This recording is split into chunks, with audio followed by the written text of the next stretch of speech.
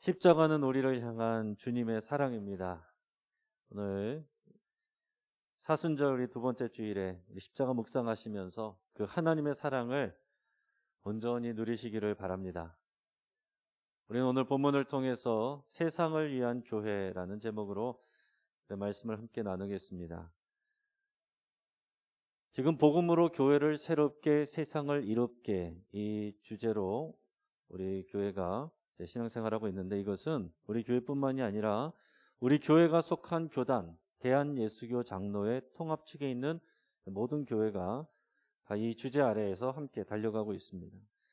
이것은 우리 교단만의 그런 주제여서는 안 되고, 이 코로나 시대에 모든 우리 한국교회가 회복해야 될 주제입니다. 그리고 이 주제를 우리가 좀 더 구체화하기 위해서 우리 교회에서는 세 가지 캠페인을 우리가 지금 정해서 나누고 있습니다. 그 중에서도 우리 세 번째, 복음으로 세상을 섬기겠습니다. 이 주제 안에서 우리가 3월 동안 우리가 은혜를 같이 나누게 됩니다. 그래서 이 복음과 주제를 이해하려면 우리가 세 가지를 알아야 됩니다. 복음이 뭔지, 또 교회는 뭔지, 우리가 세상은 어떻게 이해해야 되는지, 이 세 가지를 알아야 돼요. 복음으로써 우리 교회가 세상을 어떻게 대해야 되는지, 여기에 우리가 관심을 가져야 됩니다. 여러분, 복음이 한 나라 민족 가운데 들어가게 되면 보통 일어나게 되는 갈등이 있는데, 그것이 세속화와 토착화의 그런 갈등입니다. 여러분, 우리가 지금 예배를 드리는 예배당에 여기 드럼도 있고 전자악기들도 있잖아요. 한 20여 년 전에는 이게 난리가 났었습니다. 각 교회마다 어떻게 거룩한 교회에 이런 흥청망청 세속적인 악기가 들어올 수 있느냐. 그래가지고 뭐 청년들은 놓자, 어른들은 안 된다, 뭐 이런 한참 갈등들이 있어 왔고, 그러나 지금은 이제 웬만한 교회에서도, 전통적이고 보수적인 교회에서도 드럼과 이 전자악기들 다 놓고 있습니다. 그리고 찬송가뿐만 아니라 우리 교회에서처럼 이제 복음성가도 많이 부르고 있습니다. 그래서 예전에는 단순히 찬송가만 하나님께 올려드리는 찬양이고, 복음성가는 사람을 위한 노래가 아니라 그 의미 자체가 그렇게 나누는 것이 이제는 무의미해졌기 때문에 그렇습니다. 그 찬양의 가사가 중요한 거예요. 우리가 부르는 찬송가를 많은 분들은 성경처럼 이렇게 권위를 두고 생각하시는 분들이 있는데, 꼭 그렇지는 않습니다. 찬송가 공예 여러 교단들을 모여서 서로 이제 회의를 해서 또 어떤 곡은 넣고 빼고 이렇게 하는 것입니다. 그래서 우리 찬송가 안에는 예전에 이제 부흥 시대 때 불려졌던 복음성가들이 많이 들어있어요. 찬송가를 보면 후렴이 이렇게 따로 있는 그런 찬양들은 다 복음성가들이었습니다. 그리고 한 나라의 민요나 가곡이나 국가, 이런 노래들이 이 찬송가에 들어와 있어요. 그러니까 예전에 복음성 또는 이 세속적인 노래들이 이 찬송가 안에 이미 들어와 있다라는 얘기입니다. 예전 중세 시대에는 우리 할렐루야 찬양대가 이렇게 아름다운 찬양으로 하나님께 영광을 올려드렸는데, 중세 시대 때 봤으면은 욕먹을 일이에요. 화음을 넣는다? 이것은 인간의 귀를 즐겁게 하기 위한 일이다. 세속적이다. 그래서 단순율, 멜로디만 부르는 이런 그레고리안 찬트가 그렇게 만들어지고 지금도 이어지고 있는 것입니다. 종교개혁도 보면 이 칼빈과 같은 개혁자도 이 오르간, 카톨릭의 잔재다, 이게 없애야 된다, 이렇게 주장을 하기도 했고, 더 나아가서 쯔빙글리 같은 이런 더 극단적인 개혁자는 오르간을 없애는 것뿐만 아니라 사람의 눈에 보이는 모든 형상 다 없애야 된다. 그래서 교회에서 십자가도 없애야 된다, 이렇게까지 주장하기도 했습니다.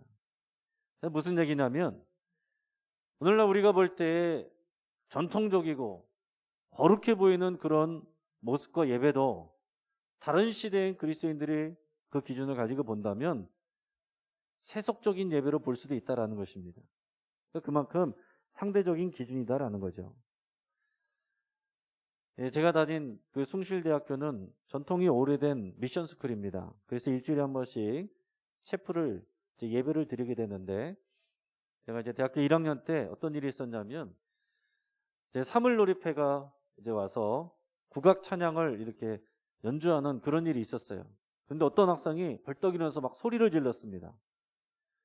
이 거룩한 예배 자리에 어디 국거리하고 그런 미신을 섬기는 그런 악기를 사용하느냐고 막 항의를 한 적이 있어요.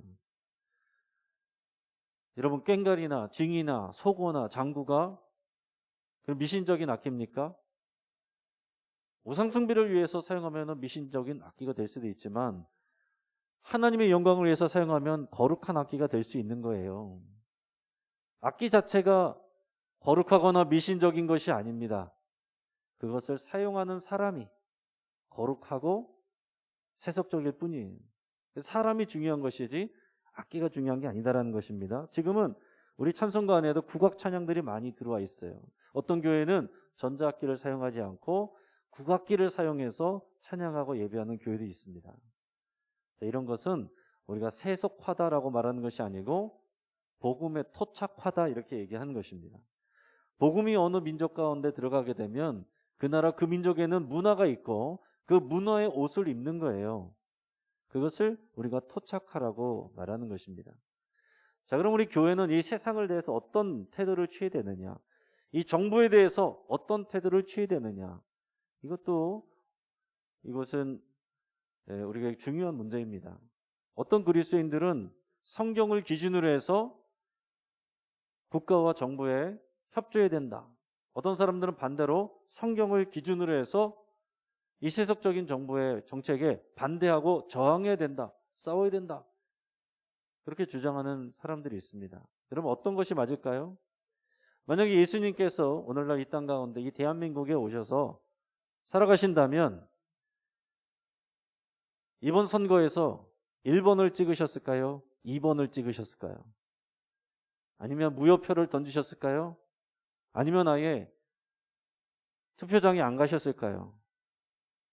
예수님 당시의 사람들도 예수님의 이 정치 성향을 굉장히 궁금해했어요. 왜냐하면 그 당시에 로마의 식민 통치가 이루어지고 있는 시대였기 때문에 제자들도 이 당시에 로마 정부에 대한 저항감을 가지고 있었습니다. 그런 가운데서 도대체 이 예수님은 어떻게 생각하고 있을까? 이게 굉장히 궁금했습니다. 제자들은 예수님이 십자가 달려 죽으실 때까지도, 바로 그 전까지도 이 로마 정부를 몰아내고 이 땅에 세속 정부를 세워줄 것으로 기대하고 있었어요. 여러분, 그래서 주변에 어떤 사람들이 예수님을 시험하여서 물어봤습니다. 로마 황제 가이사에게 세금을 바치는 것이 맞습니까? 틀립니까? 그러니까 예수님께서 뭐라고 말씀하셨어요? 가이사의 것은 가이사에게, 하나님의 것은 하나님에게 드려라. 이렇게 말씀을 하셨습니다. 여러분, 그것은 우리가 절대적인 기준이 아니다라는 것을 말하는 거예요. 여러분, 예수님의 제자들을 보시면 그들 중에는 칼을 들고 반정부 활동을 한 사람들이 있어요. 근데 그 제자 공동체 안에는 오늘 우리가 읽은 마태복음을 쓴 이 마태와 같이 세리를 하던 친정부적인 사람들도 있었습니다. 그런데 예수님은 뭐라고 말씀하셨어요? 너희는 서로 사랑하라. 예수님이 아니면 그냥 정치적인 견해, 이것이 우선순위면 절대로 사랑할 수 없는 상극인 사람들이 공동체 안에 있었는데 예수님은 너희가 서로 사랑하라 라고 말씀을 하신 것입니다. 여러분, 지금 이 시간에, 이 시대에 성경을 통해서 어떤 사람은 정부에 저항해야 된다, 어떤 사람은 협력해야 된다 라고 말하는 사람들도 시대가 지나고 정권이 바뀌면 또 정반대 이야기를 하는 것을 봅니다. 사람들이 가지고 말하는 것은 사실은 복음적인 기준이라기보다는 자신의 정치적인 견해에 더 영향을 받는다라는 거예요. 예수님은 1번을 찍은 성도들과 2번을 찍은 성도들이 서로 사랑하라고 말씀을 하시는 것입니다. 나와 정치적인 성향이 다르다라고 해서 미워하면 안 된다는 거예요. 여러분, 우리의 기질이나 우리의 소견이나 정치적 견해가 아니라 복음의 원리, 복음의 기준으로 세상을 바라보고 사람들을 대해야 된다는 것이 주님의 가르침입니다. 여러분, 제가 왜 이렇게 앞에서 장황하게 말씀을 나누느냐? 오늘 본문의 내용 교회 안 다니는 사람들도 들어본 내용이에요. 아, 소금과 빛이 되라. 아, 좋은 말이죠. 자, 그러나 이 소금과 빛이라는 이 주제를 가지고 다 여러분 들어본 내용이지만 각자 삶 속에서 이 말씀을 적용할 때는 완전히 다 상극적인 모습으로 다 적용하고 행동한다라는 것입니다. 여러분, 정말로 이 복음의 의미와 원리를 우리가 공통적으로 잘 이해하고 우리가 그것을 순종하고 따르는 것이 굉장히 중요합니다. 자, 먼저는 이 본문을 통해서 우리 신분이 무엇이고 정체성이 무엇인지를 잘 알아야 되는 게 필요해요. 오늘 말씀을 예수님께서 누구에게 하셨습니까? 오늘 말씀은 산상수훈의 말씀입니다. 예수님이 산에 올라가서 계실 때 무리들과 제자들이 예수님 앞에 나왔어요. 그러니까 무리들과 제자들에게 하신 말씀입니다. 이 무리들 중에는 예수님을 싫어하고 오해하고 미워하는 사람들도 있었어요. 똑같은 말씀을 들었지만 그 사람들은 예수님의 말씀을 삐딱하게 왜곡해서 듣는 거예요. 자기 생각에 맞게 그렇게 판단해 버리는 것입니다. 그러나 예수님의 제자들은 예수님의 말씀에 있는 그대로 들어야 되는 사람들이고 그렇게 들을 수 있는 사람들이에요. 또 무리들 중에서도 12제자 외에도 예수님을 믿고 따르는 그런 제자들이 많이 있었습니다. 또 그렇게 제자로 살아갈 사람들, 예비적인 그런 제자들도 무리들도 있었어요. 그러니까 지금 예수님의 말씀은 누구에게 주시는 말씀이에요? 제자들에게 주시는 말씀입니다. 제자들에게 주시는 말씀이고 제자들의 공동체가 교회예요. 그러니까 제자들과 교회에게 주시는 말씀이고 오늘 이 말씀을 듣는 저와 여러분은 누구입니까? 제자이고 교회예요. 한번 따라 보겠습니다. 우리는 그리스도의 제자이고 교회입니다.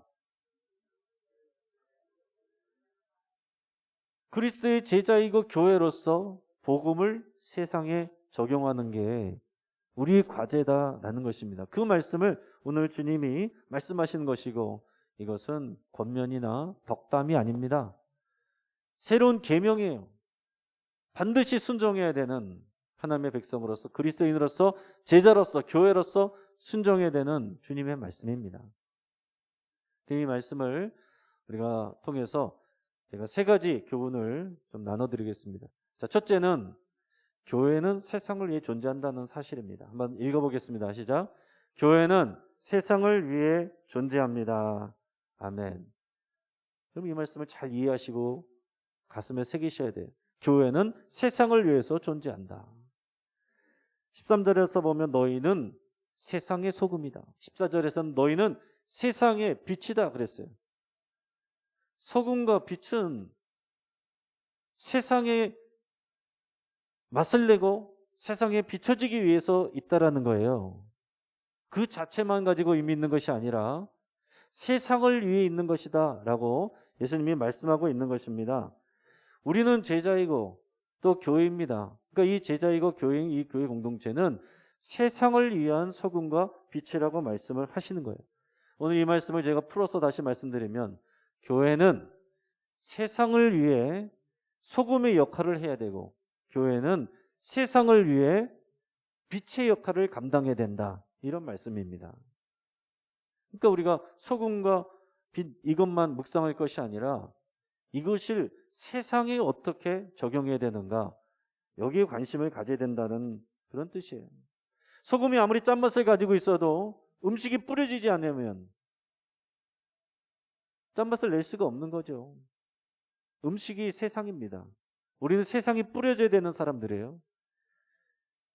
빛이 아무리 밝아도 어두운 가운데 비춰지지 않으면 집과 동네에 비춰지지 않으면 아무 의미 없는 것입니다. 교회는 세상에다가 빛의 역할을 감당해야 되는 것입니다. 오늘 보면 또 넘어서서 우리 요한복음 3장 16절 말씀 같이 읽겠습니다. 시작. 하나님이 세상을 이처럼 사랑하사 독생자를 주셨으니 이는 그를 믿는 자마다 멸망하지 않고 영생을 얻게 하려 하심이라. 아멘. 여러분, 하나님이 세상을 미워하십니까? 사랑하십니까? 하나님이 세상을 사랑하셔서 독생자를 이 땅에 보내셨다는 것이 그것이 복음이에요. 이걸 잘 이해를 해야 됩니다. 하나님의 아들 독생자 예수 그리스도를 이 세상에 보내셨고 예수님이 저와 여러분, 제자를, 교회를 세상으로 보내셨어요. 제자와 교회는 세상 속에 있을 때 의미가 있는 것입니다. 저와 여러분들은 예수님을 믿고 세상이었다가 제자와 교회가 된 사람들이에요. 우리는 이제 예수님이 말씀하신 사명, 세상으로 나가는 사명이 우리에게 있는 것입니다. 그래서 여러분, 교회는 세상과 분리되어 있으면 안 됩니다. 세상과 분리되어 있으면 안 돼. 이것을 여러분 잘 이해하셔야 돼요. 이중적인 의미가 있습니다. 우리가 세상의 문화, 세상의 가치, 여기서 분리되어야 되죠. 그러나 교회 자체가 세상과 떨어져 있으면 안 된다는 뜻입니다. 교회는 세상 한가운데로 들어가 있어야 되는 거예요. 여러분, 어떤 사람들은 산에 가면 고즈넉한 이런 사찰을 좋아하는 분들이 있어요. 그런 분위기, 뭔가 경건해지는 그런 분위기.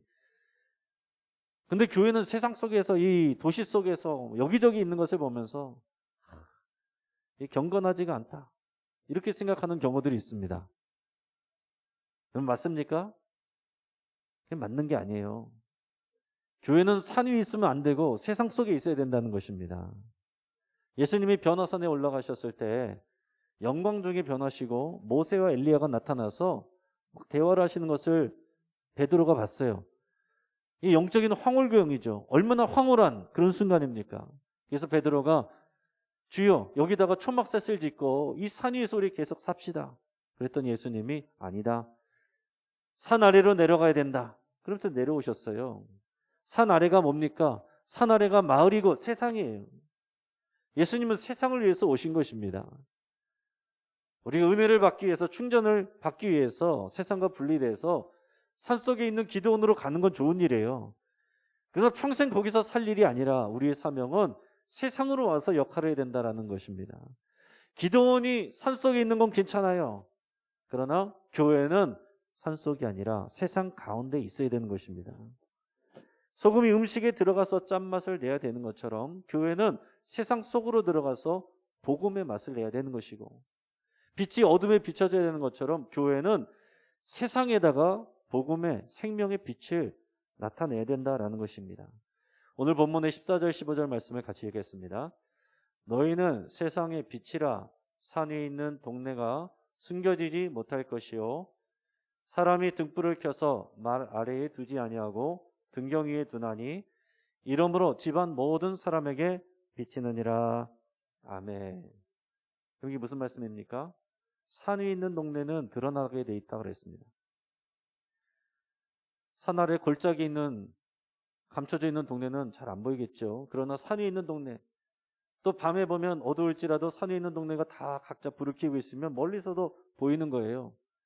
교회는 그 빛으로 드러나야 된다는 것입니다.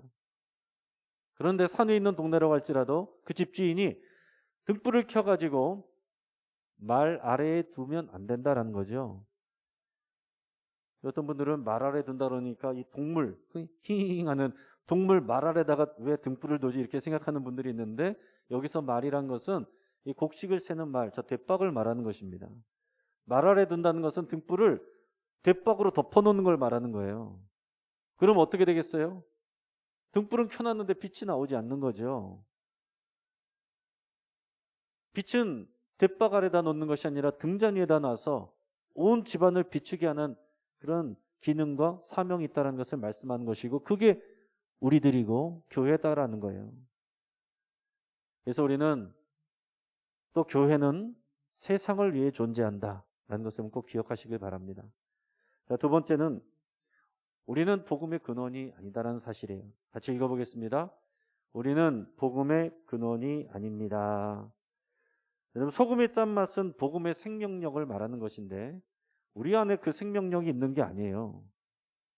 하나님의 생명이 예수 그리스도 안에 있고 그 예수 그리스도가 우리 안에 들어오셔서 그 생명을 우리가 소유하게 된 것이지 우리 자체에서 생명이 나오는 게 아닙니다. 이것을 양배추와 배추와 생배추와 김치로 설명을 하면, 여러분, 이 생배추가 흙에 묻고 더러워져 있을 때 그 흙을 털어가지고서 그냥 김치가 됩니까? 아니죠. 깨끗이 씻고 절여가지고 양념을 묻혀야, 그래야 맛있는 김치가 되는 것처럼 여러분, 우리 생배추 같은 우리가 흙먼지 터는 것처럼 죄 씻었다라고 해서 바로 세상에서 맛을 내지 못해요. 어떻게 됩니까? 복음으로 절여져야, 복음으로 절여져서 우리가 완전히 내 모습이 아니라 복음의 모습으로, 복음의 능력으로, 그 지식으로 절여져야 세상에 맛을 낸다라는 뜻입니다. 또 여러분, 태양과 달이 있는데 우리는 태양이 아니고 달과 같은 존재예요. 태양은 빛을 내는 광원이지만 달은 그 스스로 빛을 내는 게 아닙니다. 달빛은 태양의 빛이 반사되어서 우리에게 보여지는 거예요. 마찬가지로 복음의 생명의 빛은 우리 스스로에게서 나오는 게 아닙니다. 주님에게서 오는 거예요. 말씀에서 오는 것입니다. 우리는 그 말씀을 반사하는 달과 같은 존재라고 말씀을 하시는 것입니다. 근데 우리가 돛박과 같이 돼서 그 말씀을 덮어버리고 나만 좋다고 하고 있으면 그것은 의미 없다라고 말하고 있는 거죠. 우리 자신은 좋을지 모르지만 우리 사명을 감당하지 못하는 거라는 거예요. 우리가 만들어내고 우리의 생각을 전하는 게 아닙니다. 예수님의 말씀과 그분의 진리, 그 생명, 복음을 전해야 되는데, 그러기 위해서 우리는 복음에 절여져야 되고 복음을 반사해야 되고, 그래서 복음을 배워야 되고 주님의 뜻이 무엇인지를 매일 더 배워가야 되는 것입니다. 그리고 오늘 본문을 통해서 세 번째 알아야 될 것은 교회는 착한 행실을 보여줘야 된다는 것입니다. 한번 따라 읽어보겠습니다. 교회는 착한 행실을 보여줘야 됩니다. 마태복음 5장 16절 같이 읽겠습니다. 이같이 너희 빛이 사람 앞에 비치게 하여 그들로 너희 착한 행실을 보고 하늘에 계신 너희 아버지께 영광을 돌리게 하라. 아멘. 자, 세상이 비추는 빛을 예수님이 뭐라고 풀어서 말씀해 주셨냐면 착한 행실이라고 그랬어요. 이 착한 행실을 사람들이 보고 하나님께 영광을 돌리게 하라고 그랬어요. 이게 세상에 빛을 비춘다라는 의미입니다. 그러니까 여러분, 우리의 착한 행실이 보여줘야 되는 거예요. 세상에. 교회는 세상에 보여줘야 됩니다. 착한 행실을 보여줄 수 있어야 되는 거예요. 여러분, 오늘날 교회가 오해를 받고 신뢰를 잃는 이유는 그 착한 행실을 없는 게 아니라 보여주지를 못해서 그런 것입니다. 여러분, 교회 안에서 왜 젊은이들이 빠져나가고 사라져가는 걸까요? 복음을 못 들어서요? 매주 나와서 교회에서 복음을 들었지만 복음을 보지 못했기 때문에 확신하지 못하고 복음에 붙들리지 못하고 교회를 떠나가는 것입니다. 여러분, 복음은 들려야 되지만 보여줘야 되는 거예요. 누가 보여줘야 됩니까? 저와 여러분들이, 주님의 제자이고 교회는 우리가 복음을 삶으로 보여줘야 된다는 거예요. 귀로 들은 말씀하고 우리가 눈으로 보는 어른들의 모습이, 그 복음의 모습이 다르다는 거죠. 그게 실망하고 사람들이 떠나가는 것입니다. 여러분, 교회가 착한 일을 남모르게 하는 거 의미가 있죠. 예수님께서 그런 말씀하셨습니다. 너희가 구제할 때에 오른손이 하는 일을 왼손이 모르게 하라. 근데 이 말씀은 사람에게 보이려고, 나를 드러내려고 하지 말아라, 이 말씀을 강조하시는 것이고, 오늘 본문에서는 너희의 착한 행실을 보이게 하라, 보여줘라 라는 것입니다. 이 교회가 그 사명이 있는 거예요. 이 세상에게 이 복음에 순종해서 행하고 순종하는 착한 행실을 세상에 보여줘야 된다는 것입니다. 그것이 우리의 사명이라는 거예요. 어떤 중국 선교사의 간증이 있습니다. 그 선교사님에게 어떤 한 사람이 찾아왔는데, 먼 곳에서 찾아왔어요. 그러면서 저에게 세례를 좀 베풀어 주십시오 그러는 거예요. 거기 깜짝 놀라면서, 아니 당신 어디서 복음을 들었습니까? 물어봤습니다. 그러니까 그 사람이 얘기를 하기를, 저는 아직 복음을 못 들어봤습니다. 그런데 그 복음을 눈으로 봤습니다. 이러는 거예요. 그래서 자기 동네에 어떤 가난한 남자가 한 명 있는데, 그 사람은 아편에 찌들어져 있고 성격이 강해서 만나는 사람마다 맨날 상처를 주고 힘들게 하는 그런 사람이었다는 거예요. 그런데 어느 날 그 사람이 복음을 접하고 교회를 다니고 기독교 신앙을 갖게 되면서부터 아편을 끊고, 그리고 만나는 사람들에게 순한 양처럼 친절한 사람으로 변하더라는 것입니다. 그래서 자기는 복음을 받다는 거예요. 그래서 자기도 이제 복음을 듣고 그리스도인이 되기를 원한다. 이렇게 고백을 했다는 것입니다. 여러분, 이 고백이 저와 여러분들의 주변 사람들에게서 나와야 되는 것입니다. 여러분, 그래서 세상에서 말할 때 여러분의 습관이나 기질이나 여러분 성질대로 말하거나 행동하면 안 되는 거예요. 우리가 완전히 성숙하지가 않죠. 그런데 여러분, 예수님이 뭐라고 말씀하시고 가르치시는지를 알면 흉내를 내세요. 연기라도 하세요. 그게 우리에게 맞는 거예요. 우리에게서 솟아나올 때만 여러분 하는 것이 아니고 내 마음은 그렇지 않아도 하기 싫어도 주의 말씀을 순종한다는 것은 예수님처럼 흉내 내는 것입니다. 연기하는 거예요. 언제 우리가 다 완전해져서 우리가 예수님처럼 말하고 행동할 수가 있어요? 못합니다. 밉지만 예수님 때문에 용서하고, 내가 화내고 싶지만 보복하고 싶지만 예수님 때문에 그 사람을 긍휼히 여기고 또 용서해주고 관용하는 거, 이게 세상에게 보여주는 착한 행실입니다. 여러분, 예수님이 삶으로 보이셨지 말로만 하시지 않았습니다. 예수님이 이런 말씀을 하시고서 말로만 하시다가 어느 날 그냥 갑자기 하나님 나라로 돌아가셨다고 하면 오늘날 저와 여러분들이 이 자리에 있겠습니까? 그냥 여러 가지 좋은 말씀들 중에 하나라고 여기겠죠. 예수님은 실제로 십자가에서 죽으셨어요. 원수를 사랑하라 직접 보이셨습니다. 죄인을 위해서 죽으신 거예요. 교회 열심히 다니고 착한 사람을 위해서 죽으신 것이 아니라 예수님을 고마워하지도 않고 알아봐주지도 못하고 오해하고 미워하고 상처 주는 그 사람들을 위해서 죽으신 것입니다. 복음의 착한 행실은 그런 거예요. 내가 마음에 드는 사람들에게 잘해주는 거 그게 아닙니다. 잘해주기 싫은 사람한테 배려해주고 용납해주고 오래 참아주고 희생하는 거, 그게 복음의 착한 행실입니다. 여러분, 우리의 가정이 요즘에는 세상이에요. 가정 안에 믿지 않는 가족들이 많이 있지 않습니까? 그럼 그분들에게 여러분들의 혈기대로 말하면 어떻게 되겠어요? 이 사명은 여러분 지키지 못하는 것입니다. 여러분들의 가정이 믿지 않는 사람들, 믿음이 어린 사람들, 그 사람들이 세상이라는 걸 아시고 그분들에게 착한 행실을 보여주셔야 돼요. 예수님처럼 연기하셔야 돼요. 여러분, 교회 안에도 세상이 있습니다. 어떻게 교회 안에 세상이 있습니까? 교회 나오고 있어도 어떤 사람들은 아직 믿음이 없어요. 가정의 평화를 위해서 가족들 때문에 나오는 분들도 있습니다. 아직 초신자들도 있어요. 그런 분들은 교회 원래 다니던 귀신자들을 보면서 교회를 보는 것입니다.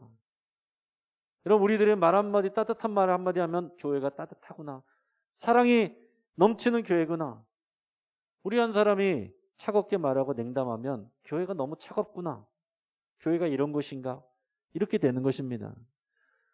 여러분, 우리가 하나님 나라의 대표 선수고 이 세상에 보여지는 그리스도의 형상입니다. 또 우리 교회 문 밖이 다 세상이죠. 여러분, 교회에 있을 때가 편하세요? 아니면은 교회 바깥이 편하세요? 교회에 있을 때가 긴장되십니까? 교회 바깥에 나가실 때가 긴장되십니까? 많은 경우에는 교회 안에서 예배할 때는 우리 긴장하고 있다가 다 끝나고 세상으로 교회 바깥으로 나갈 때 긴장이 풀리면서 이제 내 세상 그러면서 편한 분들이 많이 계실 겁니다. 반대여야 돼요. 오늘 말씀을 이해하면 반대가 되어야 됩니다. 여러분, 우리 예배에서 마지막에 파송의 순간, 이 축도의 순간은 예배 끝나고 집으로 돌아가는 시간이 아니라 주님의 증인이 되어서 세상 속으로 파송받아서 나가는 거예요.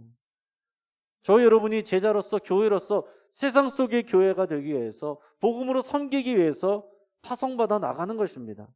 그렇기 때문에 오히려 여기 안에서는 그리스도인들끼리 우리가 편안하게 은혜 받고 있을 수 있지만 오히려 교회 밖으로 나가면서는 이런 영적인 긴장감을 가지고 나가는 것이 맞다라는 것입니다. 여러분, 이제 말씀을 정리하겠습니다. 오늘 말씀을 통해서 마음이 무거워지는 분들이 많이 계실 거예요.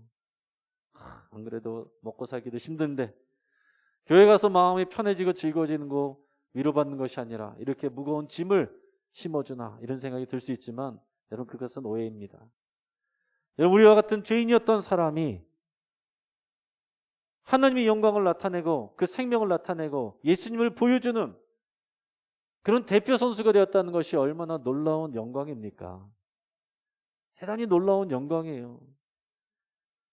여러분 우리의 착한 행실, 예수님 때문에 의도적으로 행하는 착한 행실, 그것은요 하나님 나라에서 하나님 나라의 저축은행에 다 저축되고 쌓인다라고 예수님이 약속해 주셨습니다.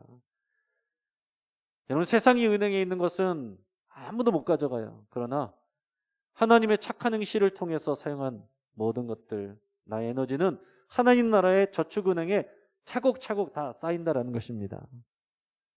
그럼 여러분 오늘의 말씀이 복음이죠. 여러분 아파트값 오르기를 기다리면서 오래된 아파트 불편해도 참고 기다리는 분 얼마나 많이 있습니까? 우리 젊은 분들 주식하고 비트코인 하면서 오르기를 기다리면서 당장에 조금 손해 보더라도 그냥 열심히 버티는 분들 많이 계시잖아요. 국가대표 선수들이 메달 걸기 위해서 그 영광 위해서 수많은 오랜 시간들을 여러분 그 힘든 시간들을 담대하게 이겨내는 것입니다. 마찬가지로 우리는 하나님의 말씀에 세상의 소금과 빛이라는 말씀에 순종하여 우리의 기질대로가 아니라 말씀 때문에 예수님 때문에 착한 행실을 할 때에 하나님께서 하나님의 칭찬과 또 영광으로 우리의 상급을 준비하고 계신 것입니다. 그래서 여러분 소망하시기를 축복해요. 저와 여러분들은 영광스러운 사명을 받은 사람들입니다. 저와 여러분들이 교회이고 주님께서 우리를 세상으로 보내셨습니다. 세상에 나가서 소금과 빛의 역할을 감당해내는 그런 생명의 교회로 살아가시기를 주의 이름으로 축복합니다. 같이 한번